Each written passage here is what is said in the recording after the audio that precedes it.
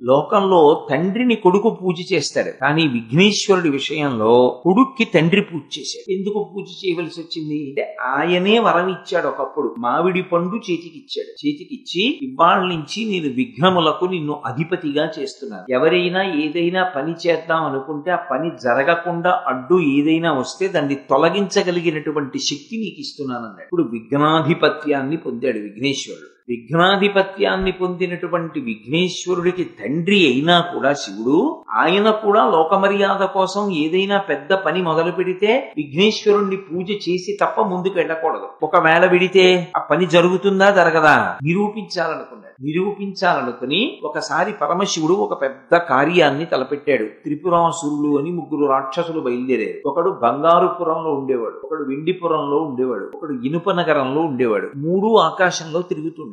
ఆ త్రిపురాసురుల్ని సంహరించవలసి వచ్చింది. ఆ త్రిపురాసురుల్ని సంహరించగలిగిన వాడు పరమశివుడు ఒక్కడే. అది కూడా ఒక్క బాణంతోటే చంపాలి. అది వాళ్ళకి వరం. అది కూడా ఇత పూర్వం ఎక్కడా లేనటువంటి రథం ఎక్కి, ఇంతకు పూర్వం లేనటువంటి ధనస్సు చేత్తో పట్టుకుని, ఇంతకు ముందెన్నడూ వాడనటువంటి బాణం పెట్టి కొడితే 100 సంవత్సరములకు ఒక్కసారి ఆ 3 పురములు ఒక సరళ రేఖలోకి వస్తాయి, ఒక్క గీతలోకి వస్తాయి. అప్పుడు దేవతా సార్వభౌముడైనటువంటి వాడు బాణం విడిచిపెడితే ఆ బాణపు దెబ్బకి మేము పడిపోతామని వాళ్ళు వరం పుచ్చుకున్నారు. ఇప్పుడు ఆ త్రిపురాసురుల్ని సంహరించాలి. లోకంలో ఎక్కడా లేనటువంటి రథం ఒకటి కావాలి. ఎక్కడి నుంచి తీసుకొస్తారు రథం అంటే భూమిని అంతటినీ రథంగా మార్చి సూర్యచంద్రులు ఇద్దరిని దీనికి చక్రాలుగా పెట్టారు. వేదములను గుర్రాలుగా చేశారు. ప్రణవాన్ని, ఓంకారాన్ని ఆ గుర్రాల్ని తోలేటటువంటి కొరడాగా చేశారు. చేసి సరస్వతీదేవి ఆ వింటికి కొరడాకి తాడుగా మారింది. సాక్షాత్తుగా చతుర్ముఖ బ్రహ్మగారు కూర్చొని ఆ రథాన్ని తోలుతున్నాడు. పరమశివుడు లోపల కూర్చొని